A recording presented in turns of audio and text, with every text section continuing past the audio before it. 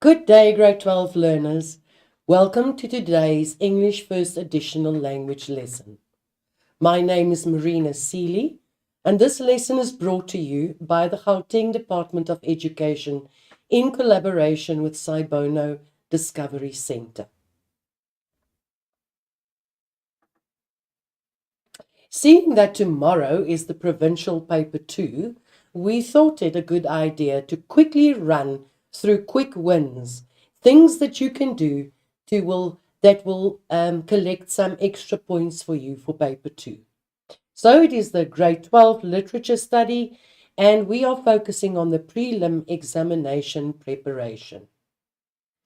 Let's take a look at the question papers. There's a final question paper, and there you've got a preparatory examination paper. Remember, it is going to be a provincial one, so this is what you can expect.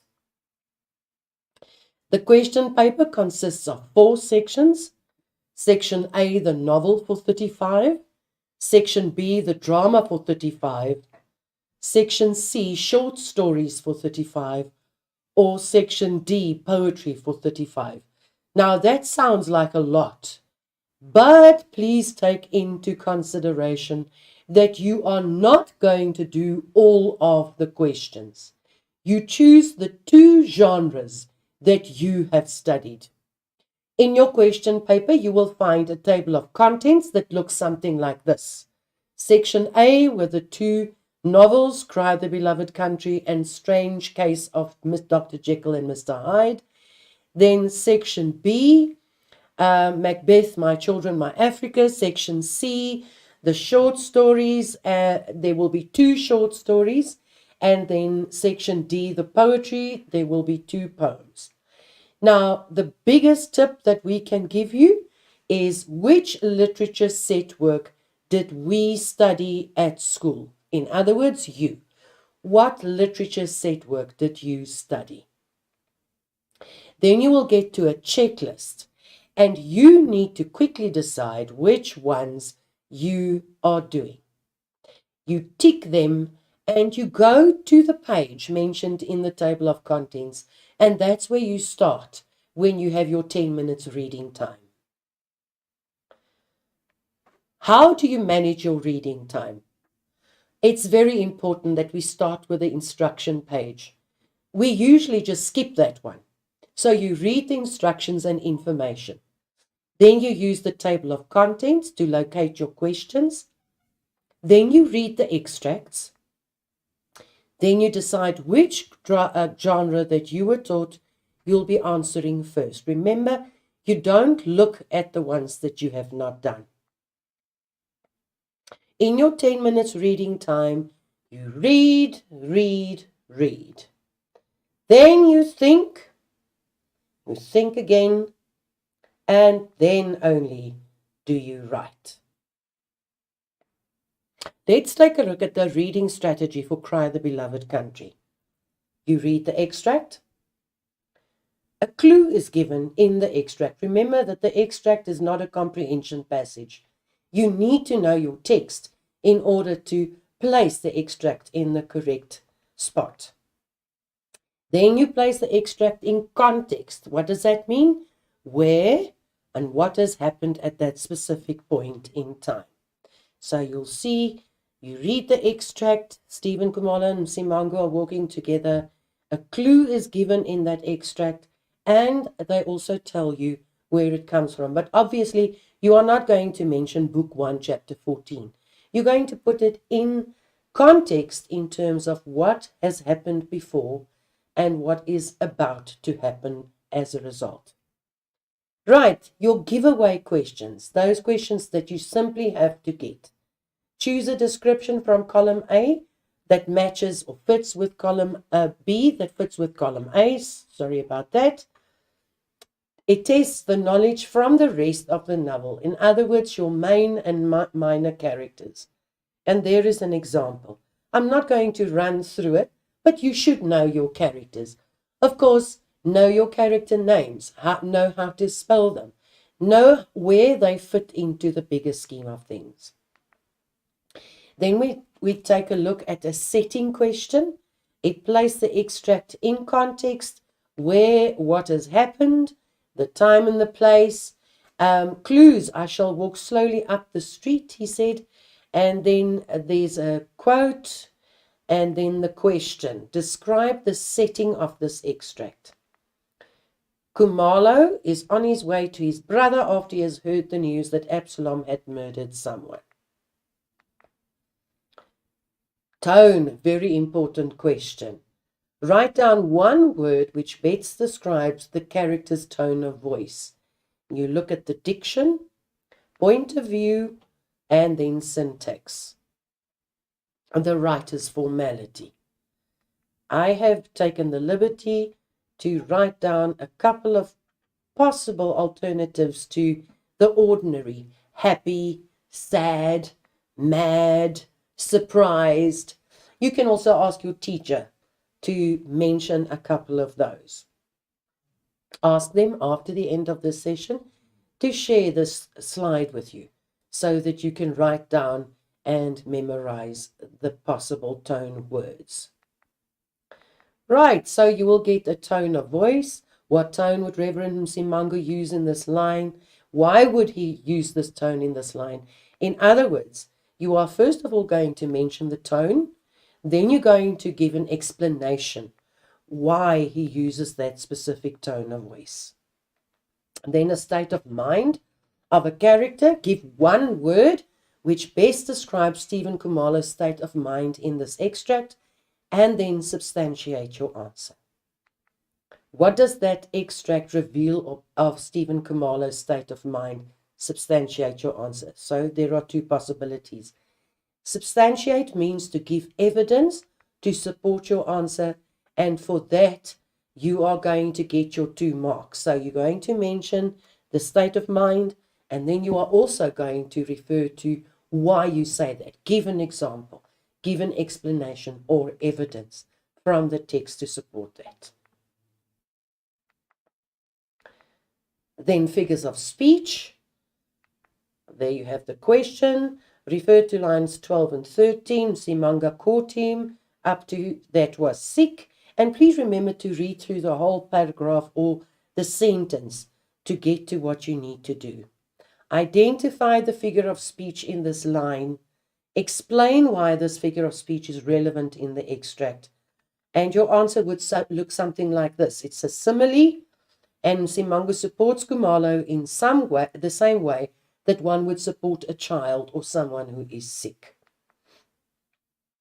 And then the wonderful irony question. What does irony mean? To say something but to mean something else. It's an event in which what on the surface appeared to be the case or to be expected differs radically from what is actually the case. Say something but means something else, in other words. Explain or discuss the irony of a character's words in these lines, and then consider the novel as a whole. Explain the irony of James Jarvis's offer to assist with the restoration of Mdotsheni despite the outcome of the court. Say something, but mean something different. Khumalo's son, Absalom, who is originally from Mdotsheni, has murdered James Jarvis's son. Yet, you see, but James is still willing to help Khumalo restore Mdotsheni. You have to mention both parts to earn the 2 marks. Character traits, and there you have another couple of character traits that you can use. Ask your teacher after the end of this presentation to share it with you and to show you possibilities of words. And even if you're not ready for it right now, remember to use it for the final examination. Characters and attitudes. State one difference in the attitude of Stephen Khumalo and the headmaster in this extract. Very important, one difference. That is a key word. Khumalo is concerned, anxious, or worried. The headmaster is detached, indifferent, and impractical. Indifferent means not to be interested. Okay, he just doesn't care. Remember, for the difference question, You have to mention 2 facts for 2 marks. Then the theme or the message in the story, the main subject that's being discussed or described in a piece of writing. Discuss a given theme in relation to the passage, characters, or the genre as a whole. One of the themes in Cry the Beloved Country is education. Discuss the theme, and that will give you 3 marks. Theme, in other words, is the message, and the answer would look something like this. Stephen Khumalo shows compassion towards the Jarvis family after his son murders Arthur. Msimangu shows compassion towards Stephen by assisting him in Johannesburg. James shows compassion towards the Khumalos by not blaming them for Arthur's death. And Mrs. Letebe shows compassion when she accommodates Stephen and his family. And then we get to the open-ended question. Open-ended question answers must be grounded in the text. Remember that. Even if you are asked for your own opinion or your opinion, you have to justify it from the text. Give a statement and then support it with evidence from the text, in other words.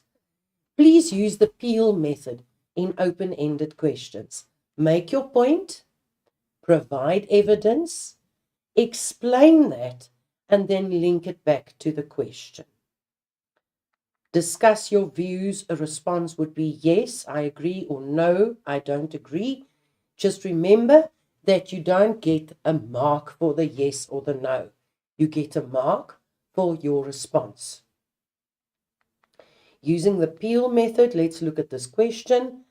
Reverend Msimangu is fair in judging Absalom's girlfriend harshly. Discuss your view for 3 marks.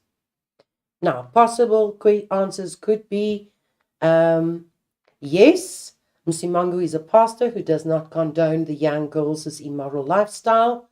She admits that Absalom is her 3rd husband. She is expecting Absalom's child, and having a child out of wedlock goes against Msimangu's beliefs. Or you could say no, and that could possibly be Msimangu as a pastor should have a forgiving nature. The girl is still young, she's just 16, and Khumalo considers her to be helpless, in need of guidance and not to be judged. She's a victim of social abuse and neglect. Msimangu should be sympathetic or sensitive towards this. Do not award a mark. In other words, you're not going to get a mark for the yes or the no. But you can credit full responses where a combination is given. In other words, if you use the Peel method, you mention everything that you need to mention. You give an example. You explain the example and you link it back to the question. It will be okay. Then the strange case of Mr. Jekyll and Dr. Jekyll and Mr. Hyde. Same thing. You read the extract. You look at a clue that is given. Mr. Utterson engages an unwilling Mr. Hyde. And then you place the extract in context. What has happened? Let's take a look at the giveaway questions. Yet again, choose a description from column B that matches or fits column A. You are given 4 options. This tests the knowledge from the rest of the novel, for example, the main and minor characters. And there you have it. I'm not going to read through that because what is important is that you understand you need to know the characters and how they relate to the rest of the novel. Let's take a look at some setting questions. The physical setting of a story is where the story is actually taking place. So it also refers to time, and it can have an effect on the way a character develops. So time and place. Describe the setting of the extract for 2 marks. The back entrance of Jekyll's house, and where Mr. Utterson finally meets or runs into Mr. Hyde. Let's take a look at true or false questions. Now, you must be very careful when you read these questions because they don't ask you whether it's true or false. They ask you, why is the following statement false? And you have to give evidence why you say that. So they don't ask you for you to say whether it's true or false. Read your questions very, very carefully before you respond. And the statement says, Dr. Lanyon personally tells Mr. Utterson about his last meeting with Dr. Jekyll. And your answer should be, Dr. Lanyon writes a letter or a note to Mr. Utterson with the instruction that Mr. Utterson may only open it after the deaths of Drs. Jekyll and Lanyon. Right, let's take a look at tone.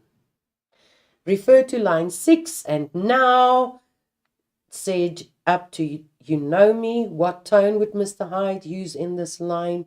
And why would Mr. Hyde use this tone in this line? The answer would be inquiring, curious, impolite.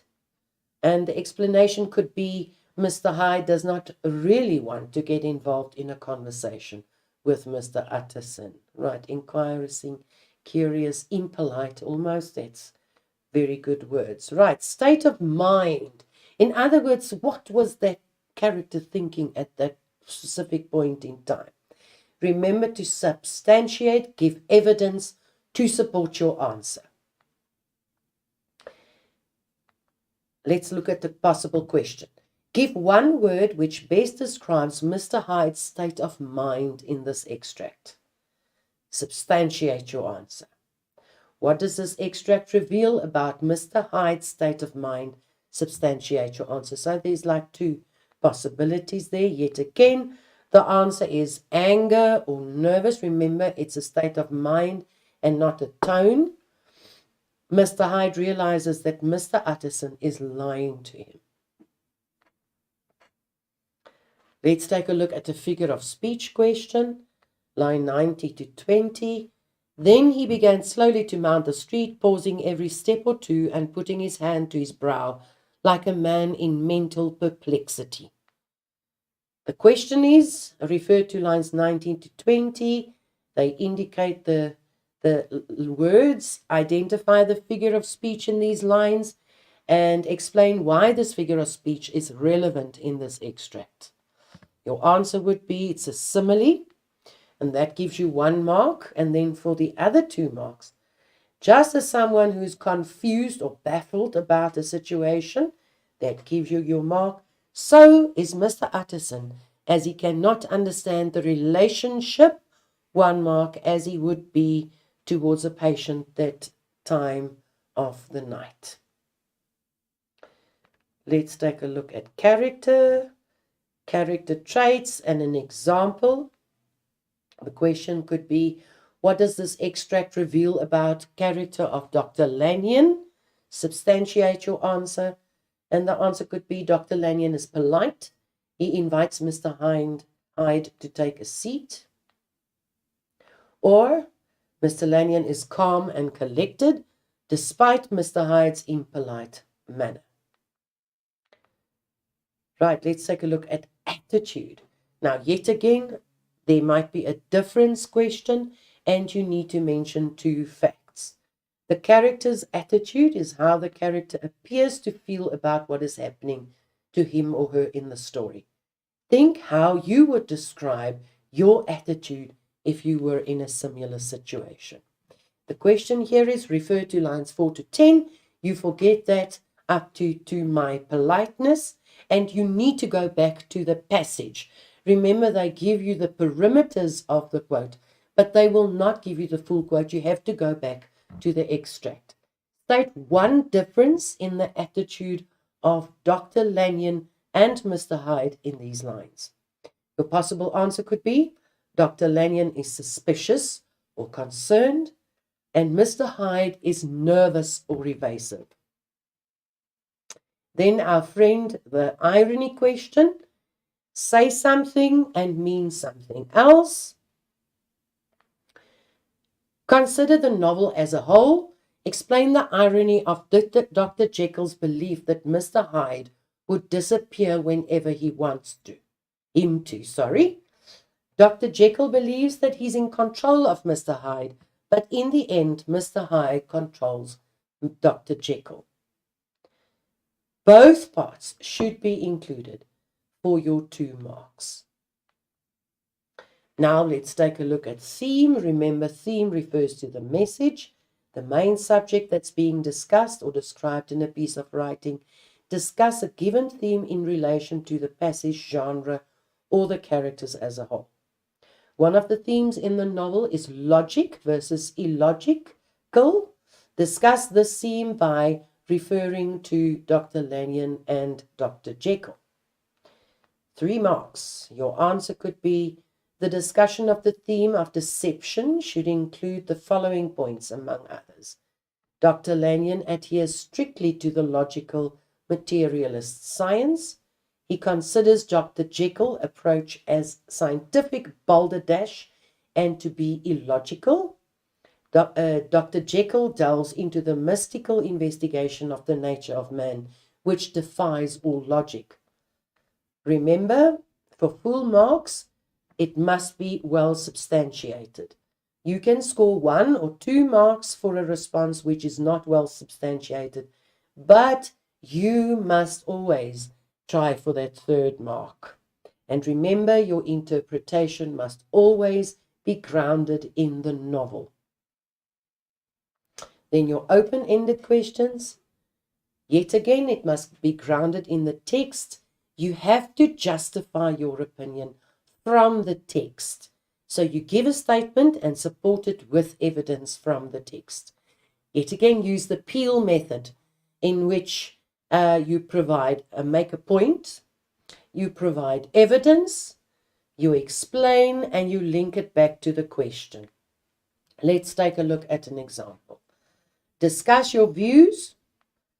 Use the Peel method. The question says, Mr. Utterson's caring nature towards Dr. Jekyll prevents him from solving the case of Mr. Hyde. Discuss your view. Your answer could be relevant, which shows an understanding of the following aspects. If you said yes, Mr. Utterson's insistence on protecting Dr. Jekyll prevents him from learning the truth about Dr. Jekyll and Mr. Hyde. His principal desire is to avoid a scandal rather than the discovery of truth, the stick used to kill Sir Carew. He suspects Dr. Jekyll is covering up a murder committed by Mr. Hyde, but prefers to protect the reputation of his friend rather than solve the case of Dr. Jekyll and Hyde. If you said no, possible answers could be Dr. Jekyll deceives Mr. Utterson by lying to him about Mr. Hyde. Mr. Utterson cannot link the uncanny aspects of Hyde's appearance and behavior to Dr. Jekyll. When Mr. Poole tells him about the strange things he has witnessed, Mr. Utterson fails to believe that Dr. Jekyll is capable of such deeds. Remember, you get no mark for yes or no. You have to explain. For full marks, the response must be well substantiated. You can score 1 or 2 marks for a response which is not well substantiated. But remember, we are always going for that 3rd mark because that is going to up your marks a lot. Just a friendly reminder, it must be grounded in the text. Think about Peel. Use the Peel method for all these types of questions. Now we get to section B. There are 2 possibilities. You can either have done Macbeth by William Shakespeare or My Children, My Africa by Athol Fugard. You have to answer the question on the drama that you have done. For the intents and purposes of this presentation, because it's quite a lengthy one, I've decided to focus more on My Children, My Africa. Right, so just the same as the novels, you will read the extract. The extract will give you a clue. Right at the top, it will give you a clue as to where this specific scene is placed. And then you put it into context. Where is it happening? What has happened? And that will tell you about the scene. Just remember, when you put it into context, Please don't refer to Act 1, Scene 3. You have to physically say, this has been happening, they are there now. To say Act 1, Scene 1 or whatever doesn't award any marks. Right, quick wins. Choose a description from column B that matches or fits with column A for 4 marks. Test your knowledge from the rest of the novel. For example, the main and the minor characters. You'll see there's a trend here. Every first question kind of focuses on the same kind of things. Whether you're doing the novel or the drama or the short story or even the poetry to some extent. Then let's take a look at the setting. Place this extract in context, what and where it has happened. Clues, my apologies for descending on you out of the blue like this, but I've been looking for you high and low. One of your classmates said I would find you here. The question is, describe the setting of this extract. And the answer could be, the setting is at the Camdeboo Girls High, where Mr. M informs Isabel about the English literary quiz. Then, yet again, the false questions. A quick reminder, read the question carefully. It might be saying, why is the following statement false? They will not really give you a true or false anymore. But sometimes you read so fast and you want to finish so quickly that you miss that. And then you give it a true or false answer, and then you've misinterpreted the question. My young family refers to Mr. M's children. That is the statement that you have to prove false. The answer is, Mr. M has no biological children. The young family he refers to are his learners. Right, let's take a look at the tone question. Refer to line 6. You must blame Tami for my familiarity. What tone would Isabel use in this line? And why would she use this tone? The answer could be humorous, lively, jocular, amusing, playful, informal. Isabel jokingly blames Tami for the intimate or the relaxed way in which she addresses Mr. M, for using his nickname, because obviously he is called Mr. M by his learners at school. Let's take a look at the state of mind of a character. Substantiate, give evidence to support your answer. Question could be, give one word which best describes Mr. M's state of mind, saying these words, and then substantiate your answer. Very important, one word. That's why it's highlighted. In your exam, it'll most probably be written in bold or capitalized as you see here. Your answer could be, he's elated or he's impressed. Give your reason. Mr. M is happy that Isabel has such a profound effect on his learners. Another question could be, what does this extract reveal about Mr. M's state of mind? Substantiate your answer. Your answer could be, Mr. M is elated, impressed.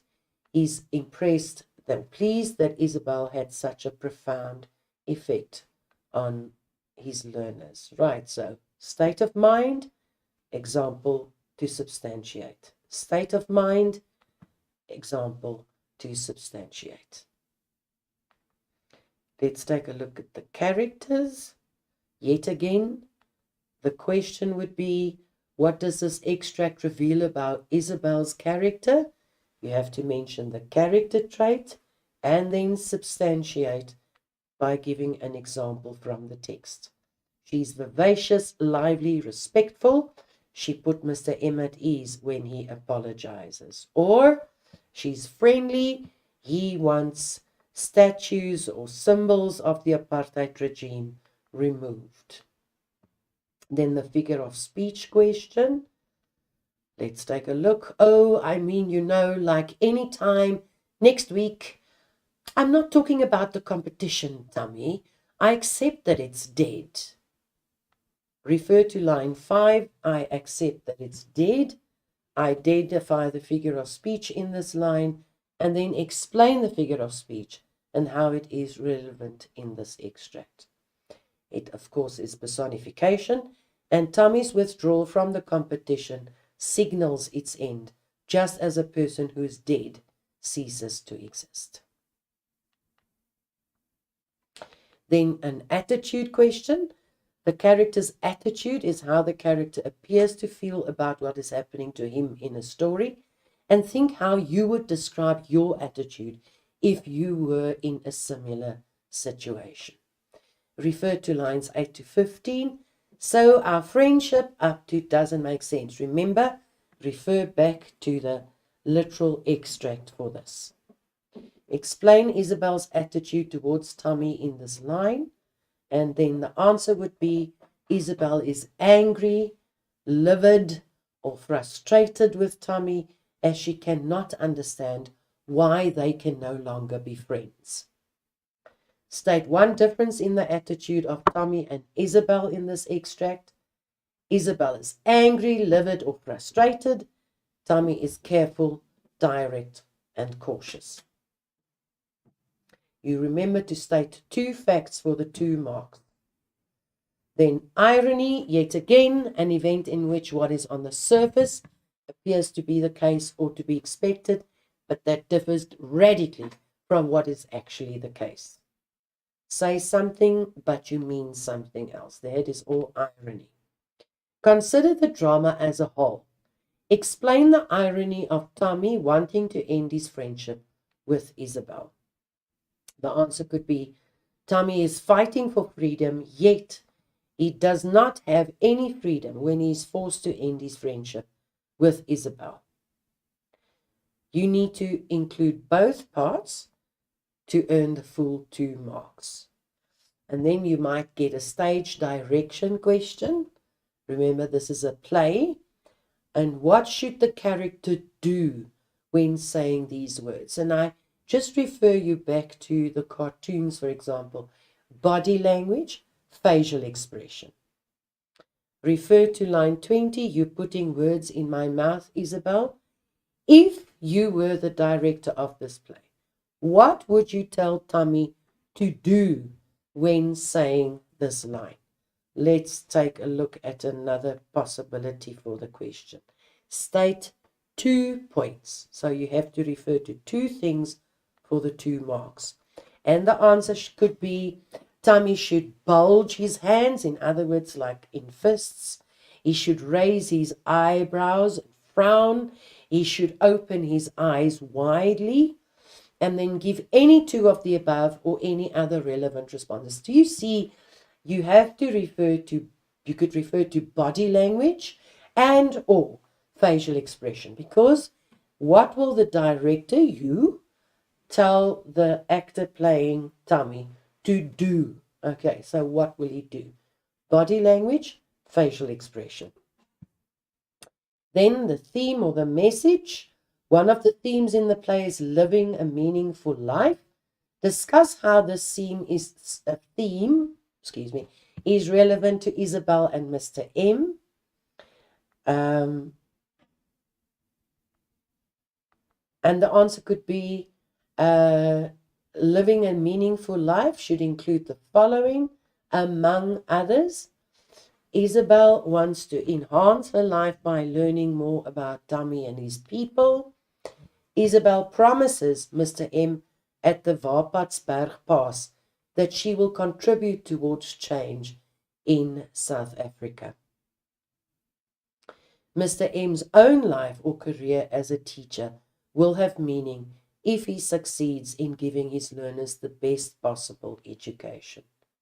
For full marks, remember it must be well substantiated. You can score 1 or 2 marks, but we are not aiming for that. We are aiming for the full 3 marks. Remember, your interpretation must be grounded in the novel. Then we get to the open-ended questions. Remember, it must be grounded in the text. You have to justify your opinion. Give a statement and support it with evidence from the text. Use the Peel method. Let's remind ourselves what that is. You make a point, you provide evidence, you explain the evidence, and then you link it back to the question. For example, you need to discuss your views on whatever is happening there. Remember, your response should be yes, I agree, or no, I do not agree. Let's take a look at the open-ended question. Mr. M deserves his final fate. Discuss your views. Your answer could be Mr. M gives the names of the Political Action Committee to the police. Remember, the question, the statement is, he deserves his final fate. So he gives the names to the police.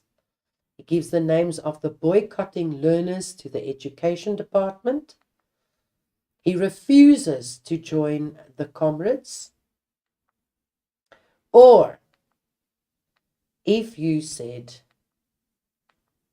no, Mr. M gives the names of the boycotting learners in the hope that they will return to the classroom. He gives the names of the action committee because he feels they are responsible for the unrest. He believes in communication and negotiation and therefore does not support the comrades who resort to violence.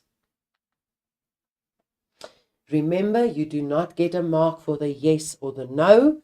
You do get the marks for the explanation given. Credit your responses where a combination is given. In other words, if you say yes and no, so you've got a mixed response, they will also be accepted if they are well substantiated. Now we come to section D, the short stories. In this section are a set on the following short stories: Next Door, Transforming Moments. Right, read the following extract. Remember that you did 8 short stories, so you have to prepare all 8 because not even your teacher knows what is going to be asked tomorrow. So they're going to ask you in question 5, read the following extracts from the 2 short stories below and answer the questions set on each. The number of marks allocated to each question serves as a guide to the expected length of your answer. Remember, you have to answer both extracts. In other words, both short stories. Now, this is an example, remember, from Transforming Moments. You've got your passage, and then you are given a giveaway or a must-get question. Complete the sentences by using the words in the list. And there you go. And you have to fill in the correct word in the correct place for the 4 marks. This is a giveaway question. In other words, there are your answers. At the beginning, the narrator describes herself as ugly and awkward. She lacks self-confidence, and all the teachers like her, but a good-looking boy who is the star of the rugby team falls in love with her. Another must-get question would be the column A matching column B question. It tests your knowledge from the rest of the short story, main and minor characters. And there you've got an example from Transforming Moments. You see that it follows the same pattern as all of the other texts that we have dealt with previously. Let's take a look at the time and place question. That refers to the physical setting of a story, where the story is actually taking place. It also refers to time. It can have an effect on the way a character develops, and more often than not, that is the absolute truth about a short story. Describe the setting of this extract. Your answer would be outside the minister's house when the minister told the narrator or the main character that he is taking her along to visit his family for the weekend. You will also have a possible false question. You are given a statement and you have to prove that it is false. Give a reason. The speaker school is in Limpopo. Your answer would be the speaker school is actually in the Eastern Cape. It tests basic knowledge. So you need to know those basics because they are the marks makers. You also have a tone question. Nosisa grabbed me by the arm as I was walking out the door. Aren't you going to tell us where you are going? The question would be, refer to lines 1 and 2. Aren't you going up to where you are going? And what tone would Nosisa use in this line for 1 mark? And why would she use this tone in this line? The answer could be she's inquiring, questioning, and nosy. It's a very nice tonal word, that. And why does she do that? She wants to know where the narrator was going. Remember, you need to take the whole short story into consideration when you look at this. Right, the figure of speech. The winter sun seemed as lazy as we were. Refer to line 1, identify the figure of speech, and explain as it is used in these lines. So 1 mark for the figure of speech, 2 marks for the explanation. It is a simile or personification. The sun's lazy, and the sun's intensity or weakness is compared to the lazy girls. There you have your 2 marks. The sun is lazy like the girls. It is not shining, or it is not as hot as it is supposed to be. Let's take a look at character. What does this extract reveal about Father Fikeni's character? And then you substantiate your answer with, and that gives you the 2 marks. He is encouraging. He reassures the narrator of her beautiful voice. He's friendly.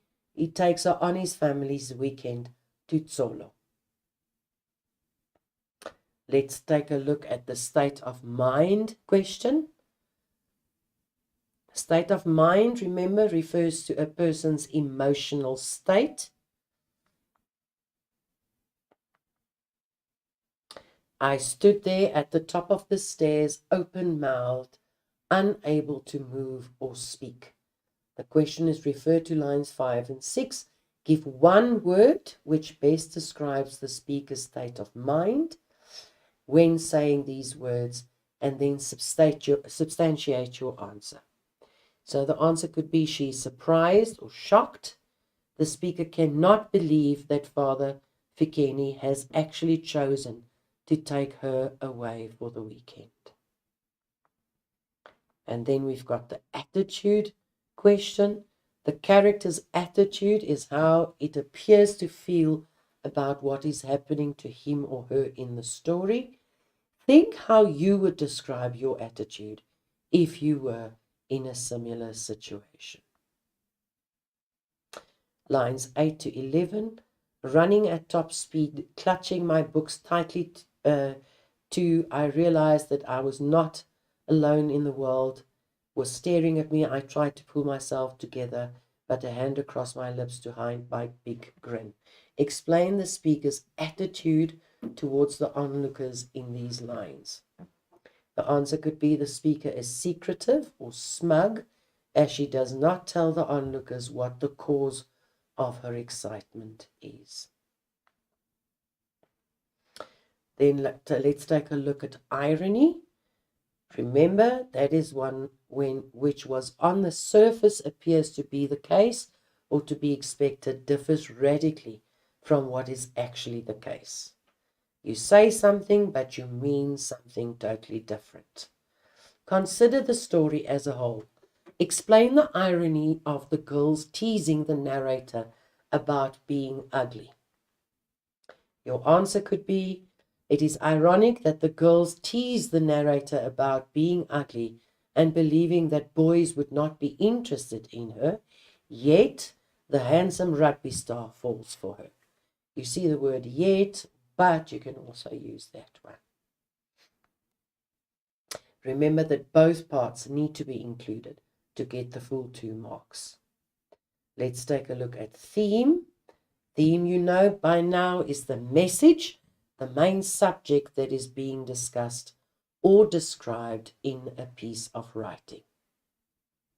Discuss a given theme in relation to the passage, characters, the genre as a whole, and your question could be something like this.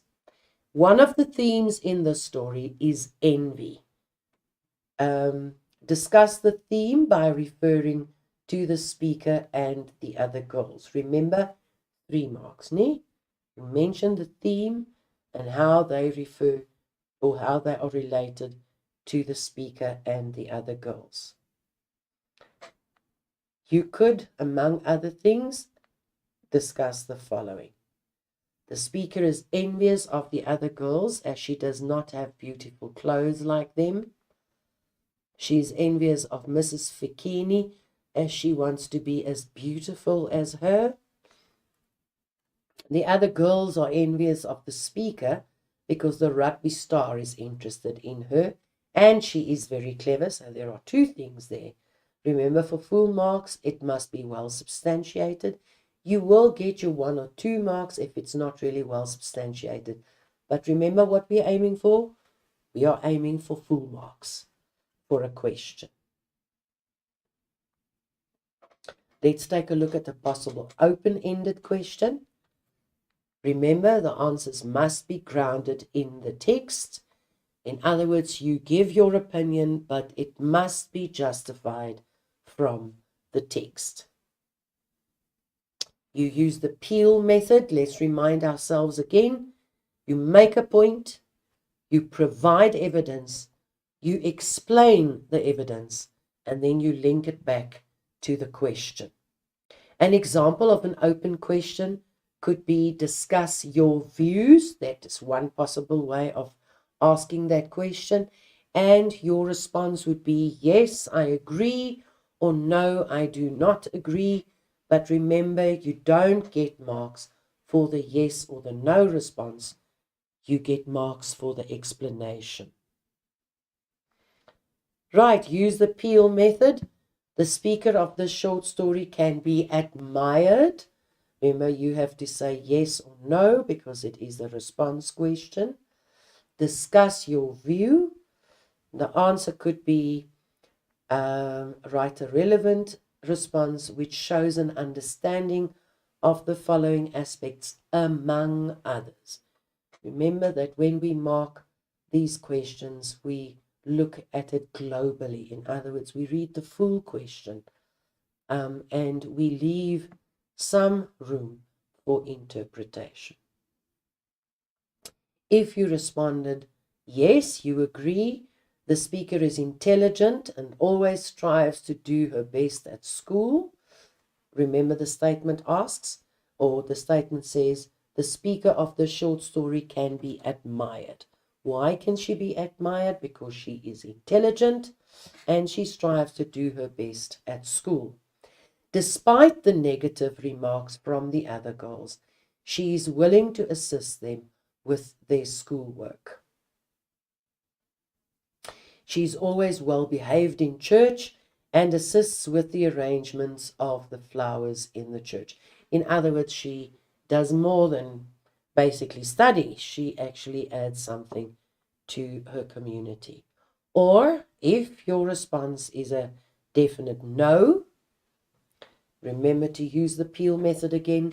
The speaker has many positive qualities but remains critical of herself at the beginning of the story. She is not assertive enough as she does not confront the other girls when they gossip about her. She does not allow the other girls to take responsibility for themselves by helping them with their homework. Remember, you have no mark for yes or no, but the explanation. And it must be well substantiated. Also remember that you can have a mixed response. In other words, a combination. The response must just be well substantiated.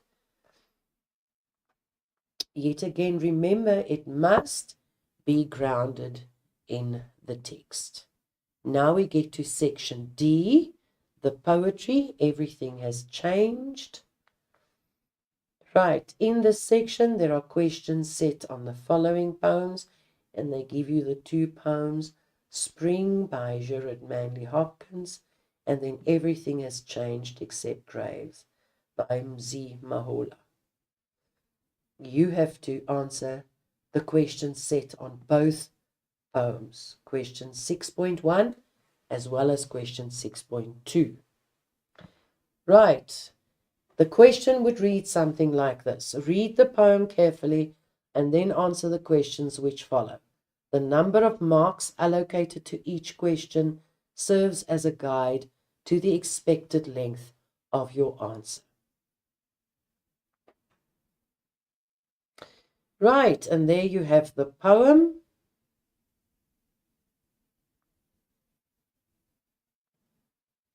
Let's take a look at possible giveaway questions or questions that you have to get.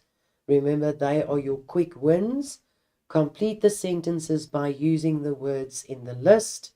You will be given the paragraph and then a set of words. Let's see if you can quickly do this one. I'm going to give you 2 minutes. Let's make it 3 to quickly try and fill in the correct words. How about that? And let's give us 3 minutes and go.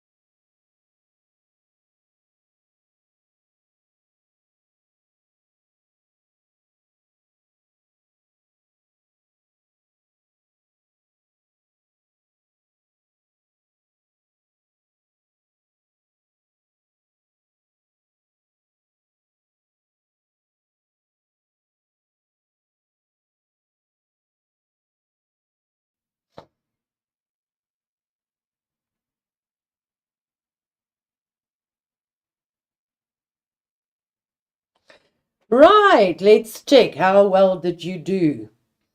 First of all, the speaker returns to his childhood town and school that has been abandoned and has fallen into disrepair. He acknowledges the patience and care of his teachers displayed. The state of affairs depresses him. The windows and roofs are either damaged or stolen. So how well did you do with your 4 times 1? Remember, these are giveaway questions. They're basic questions. And you must get them. You must build your marks very slowly. We very often think that we have to focus on those really difficult questions. Yes, we do. But the marks makers are these little ones. And they are the basic questions. So focus on that. Everything has changed except the graves. Let's take a look at the setting. Remember, the physical setting in a poem is where something in the poem is actually taking place. Setting also refers to time. The setting can have an effect on the way a character develops. Let's take a look at the question. Describe the setting of this poem, and the answer is the speaker's previous school. 1 mark, when he returns to visit his hometown. Let's take a look at tone. What happened to the roofs, the doors, and the windows? Refer to that lines 6 and 7. What tone would the speaker use in these lines for 1 mark? And why would the speaker use this tone in these lines? And the answer would be inquiring, questioning, anticipatory, even angry. I would even include something like shocked almost. The speaker's question is angry about the extent of the dilapidation. In other words, everything that's broken. Right, so refer back to your poem when you answer this question. Let's take a look at the figure of speech question. Sorry about that. Refer to line 20. Embraced by a mute little cemetery. Identify the figure of speech used in this line and explain it and how it is relevant to the poem for 2 marks. The answer would be personification, because remember, a cemetery can't speak, or they can't be mute or vocal. The silence of the cemetery is likened to a person who cannot speak, in other words, who is mute. Let's take a look at theme. Remember, theme is the message and the main subject that is being discussed or described in a piece of writing. Discuss a given theme in relation to the passage, or in this case, the poem, the characters, or the genre as a whole. Let's take a look at a possible question. One of the themes in the poem is the past versus the present. Discuss this theme for 3 marks. Your answer could be the past versus present should include the following points, among others. Remember, in all your set works, you are given possibilities. And the marker will actually read what you have written. So it could be the speaker seems to be nostalgic as he goes back to a place he grew up in, and then he visits his school. He shares some of his childhood memories as he reflects on his life. He then speaks of the present condition of the school, its surrounding childhood, and how things look as he looks at the place now. For full marks, this response must be well substantiated. You can score 1 or 2 marks for a response which is not well substantiated. But what are we aiming for? We are aiming for the full 3 marks. So you need to ground it in your poem. In your text, remember, I saw in the previous slide, there's a reference to the novel. Remember that whatever text you are doing, whether you are doing the novel or the play or the short stories or the poetry, any answer must be grounded in the text. Let's take a look at some open-ended questions. Remember here as well, the answers must be grounded in the text. In this case, the poetry. You must justify your opinion. So you give a statement and then you support it with evidence from the text. Use the Peel method in open-ended questions. Make your point, provide evidence, explain, and link back to the question.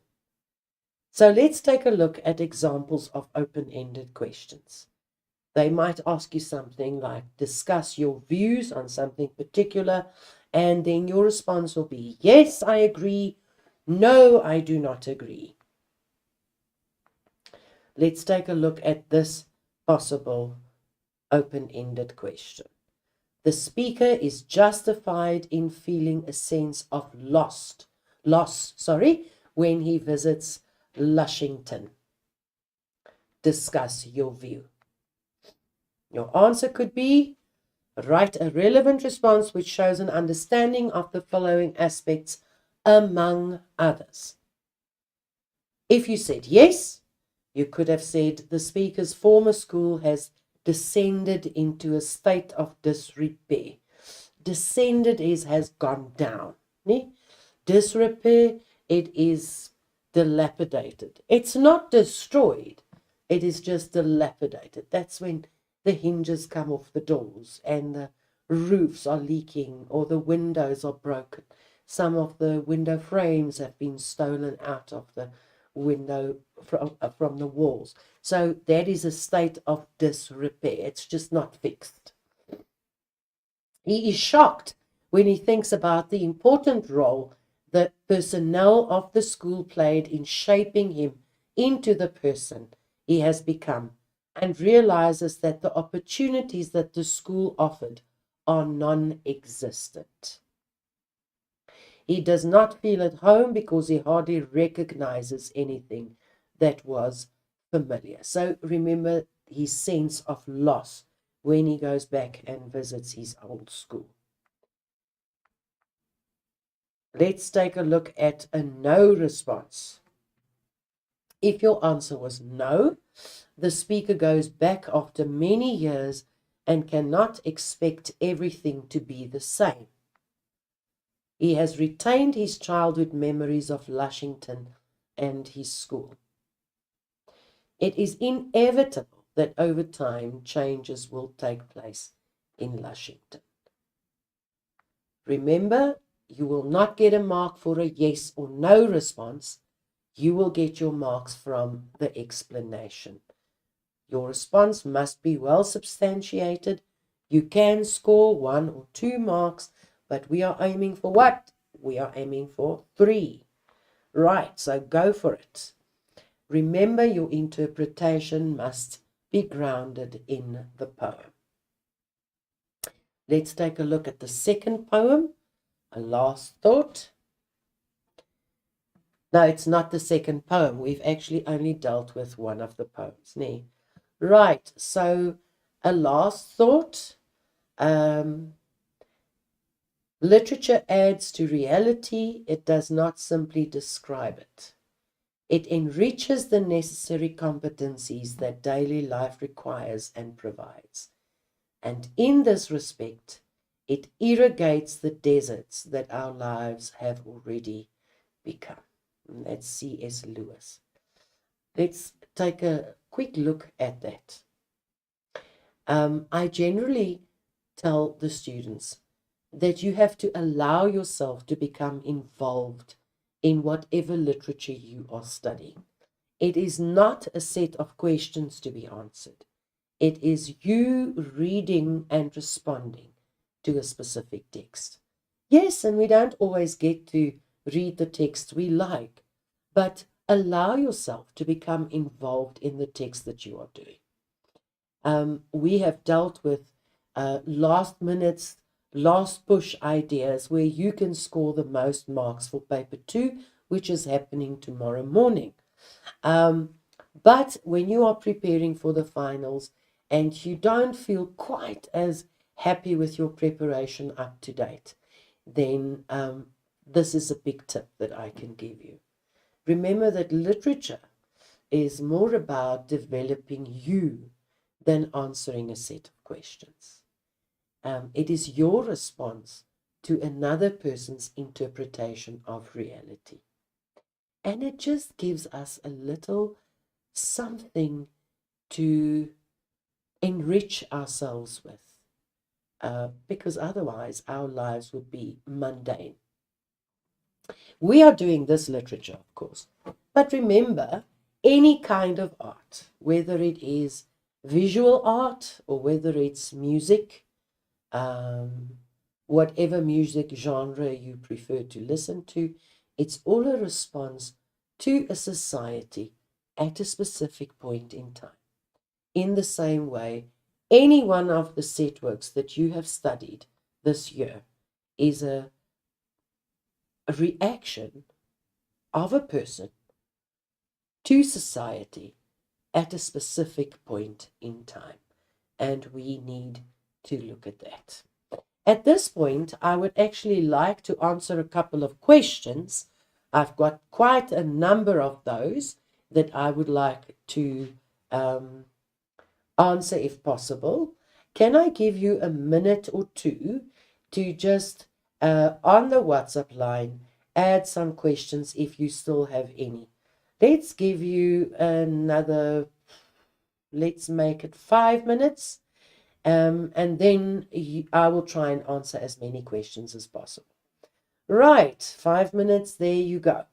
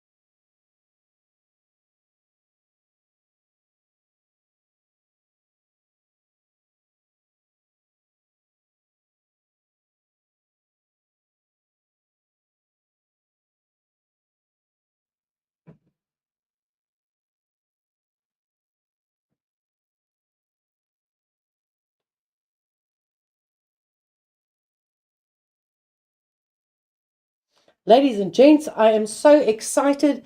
I've never done a TikTok video, but being around young people, I see them watching TikTok videos all the time. So um, I'm actually so excited because I've got all these great questions.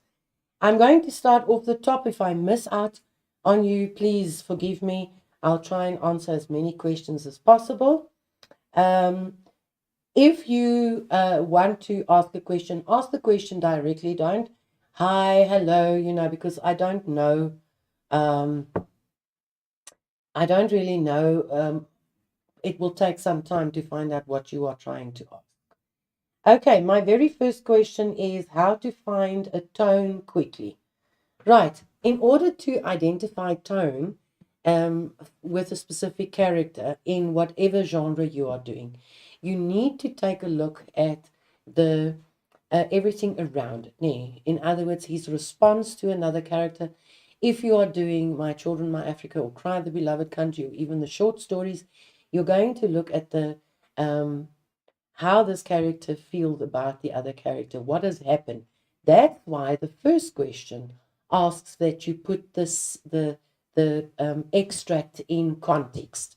In other words, the who, the where, the when, the why, the how, because that will determine the tone. And then, of course, you need to know tonal words. Right. I hope that answers your question.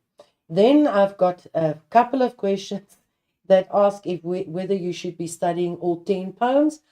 Ladies and gentlemen, unfortunately, yes, because nobody, not even your teacher, not even me as a facilitator, knows what poems will be asked tomorrow, the same as the short stories. So, unfortunately, the 10 poems are yours to study. Good luck with that one. Right, and then there's another one, say, which poems will be there tomorrow, or rather, should I say, which one should we study for tomorrow's paper too? Remember, you are done with your ATP, so you should have covered all the poems by now. So that is a repetition. All poems should be available for tomorrow. Then there's a quick question, how to identify different types of figures of speech.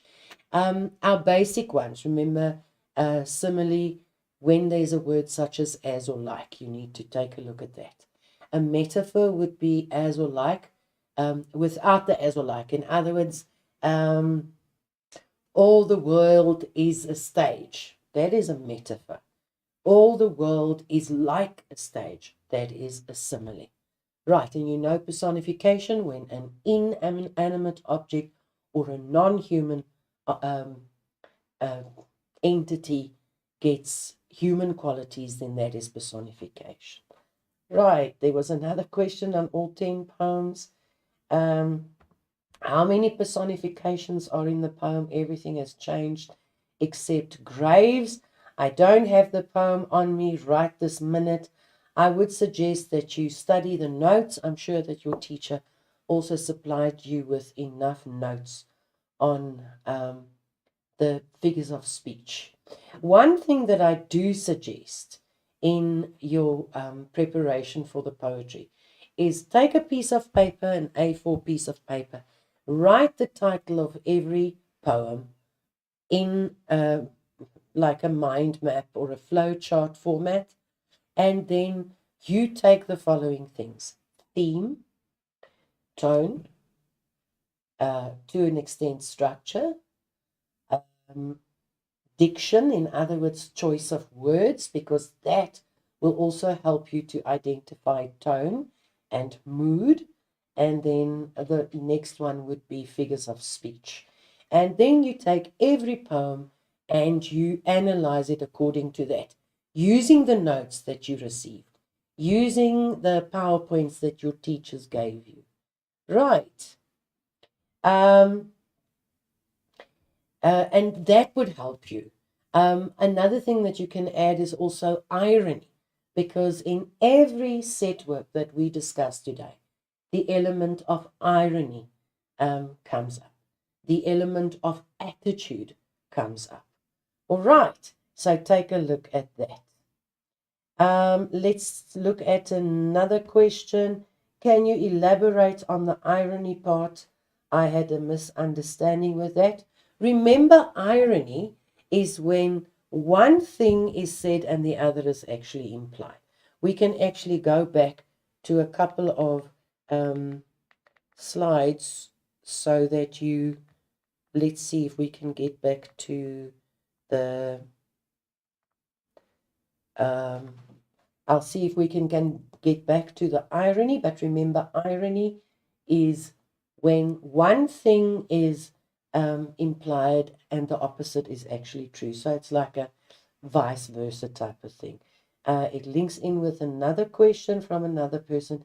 Is irony the vice versa of the statement given? Yeah, well, in most cases, it's the opposite. Right, you expect one thing to happen, but then the other thing happens. That is irony. Okay. Right, there was another question of whether you should study all 10 poems. Yes, but I would suggest that you, as I said, do a summary and make sure that you know everything. Remember, it's senseless at this point to try and study questions that you have completed during the course of the year. Those questions help you to analyze the poem or the short story or the novel or the play. At this stage, you need to have a good understanding of number one, the characters, who they are, how they relate in the bigger story. And then remember, we talk about growth in character. How has whatever has happened changed the character or made them grow or develop? Because that is the purpose. All right. And how characters relate to one another.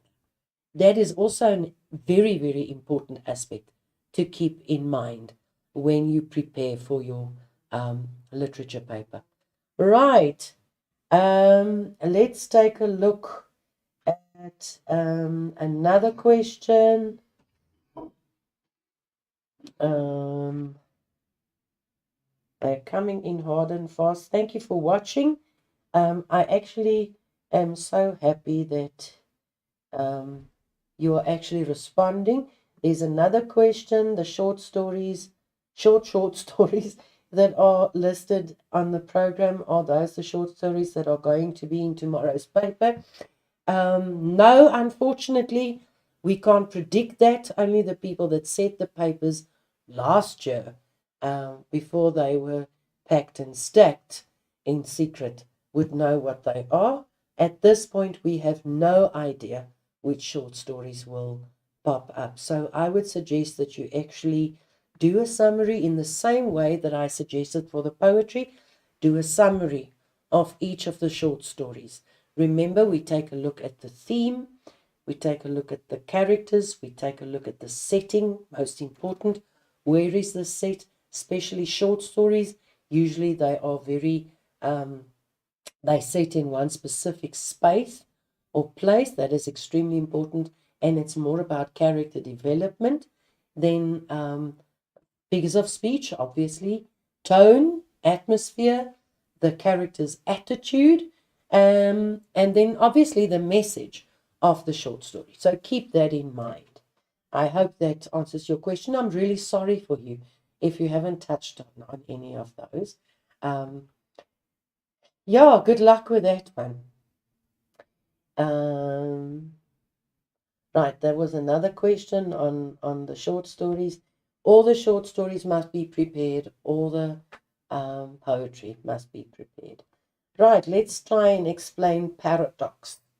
Now, paradox is when one thing is said and the opposite is actually, they are in juxtaposition. So it's like opposites. Let me think of an example.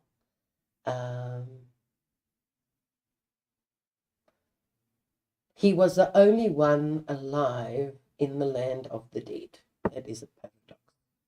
Right, remember, it's a whole phrase where the one thing and then the total opposite is in juxtaposition, in other words, right next to it. And the one thing actually highlights the other. When we look at opposites, then very often we we get the intensity of what the writer or the narrator wants to achieve is strengthened or highlighted in so many words. I hope that answers your question. Right, let's see if there's any others right at the end. Please explain the sestet and the octave in Sonnet 18 and if they are examinable. Please type it in for me. Okay, let me see if I can do that. My response to that question, the sestet and the octave, remember when we look at a sonnet, it has 14 lines, and the 14 lines are very often, if you're talking about Sonnet 18, which is a Petrarchan or Italian sonnet, it is an octave and a sestet, in other words, 8 lines and 6 lines, and the change in thought comes in, or what they call the volta, but it's just the change in thought, happens in line 9 or when the sestet happens. So it's a development in the first 8 lines, and then the sestet, there's almost like an application. Very often we find in the octave, there's a specific tone of voice, and then when we get to the sestet, that tone changes. It becomes more accepting, if that answers your question. Let me take a look at this one. There at the complete the sentence, the answer will not always be in that block that is given, or will it always be in the block? At poetry, if they ask you to complete a sentence, all the words that you need to use will appear in the block. Right, let's take a look at the last question. This seems more like a language question, but let's answer it anyway. How do you explain pun? Pun is a play on words. In other words, you very often say something and without meaning to, you infer the opposite, or you infer something that's fun. I can't think right at this minute about a good pun, but you are very clever, and most of you have a cell phone that can Google. So ask Google. They might tell you, because my brain is a little fried at this moment. Thank you for all your responses. Jocular. Can you define jocular? Remember, jocular, if you look at the word jocular, look at part of the word that you can identify. Can you please define jocular? Jokingly. Okay, jocular, it's actually funny. Then the next one, can you please explain the possible sound devices we might be asked to identify? If there are sound devices in your poetry, most of the time, I can't lay my finger on it right this minute because I don't have the text in front of me. But remember, sound devices are also there for emphasis, to emphasize something specific.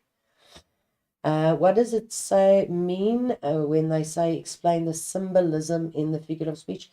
That is basically just to explain it. What does it mean and how effective is it? Okay, so if they ask the symbolism, why do they actually use that specific figure of speech? And it should be evident if you look at the text as a whole. Right, there's a question on please explain the third quatrain in Sonnet 18. I don't have the poem in front of me at this point. I would suggest that you you received so many resources that you could use. Go back to previous virtual streaming lessons on YouTube. You will find that most of your questions might be answered there. And is the poem format the same for all the poems? Remember the question format, I've actually shown it to you now. From the novel in section A, section B, the play, section C, the short story, section D, the poetry, all of the question formats will be the same. But remember, these question samples that I gave you now are the quick wins, the ones that you will get your marks with. And it's also an analysis of those 3-mark questions where you generally, or candidates generally, get 1 or 2 marks, where they could have got 3 marks if they just explained. And remember the Peel method: make a point, give an example, explain the example, and link it back to the question. Right. I'm going to take 2 more questions, and then I'm going to sign off so that you can get back to your books. I know that many of you are very stressed out at this point. Please relax. You have done all of these poems and all of these genres and set works.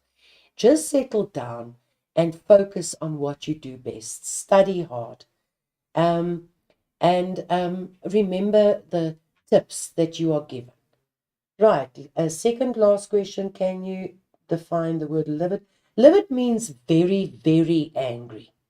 Right. If you are livid, it means that you are beyond angry.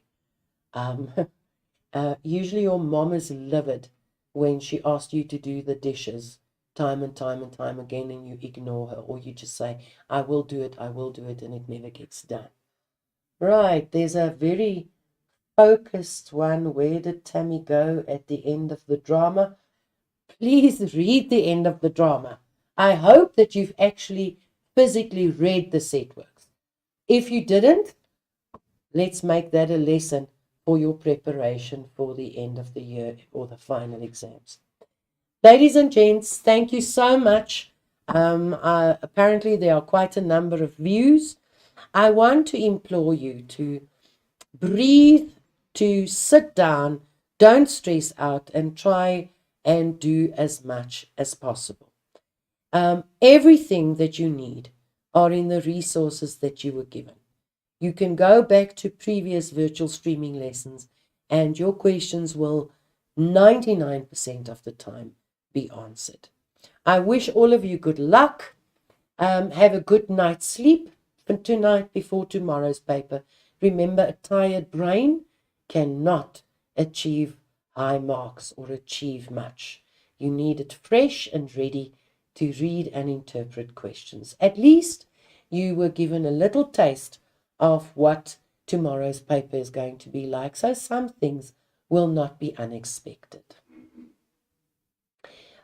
Take care. Thank you for watching this lesson. Please remember, despite the fact that there's no more lockdown and COVID has gone to a resting place, I hear in the news that we can expect another layer of it coming. So please remember to sanitize and wear your mask if you feel that you need to protect yourself in social circumstances, and try to maintain your social distance as much as possible. Keep safe. Good luck for tomorrow. Read, read, read. Thank you so much. See you next time. Good luck.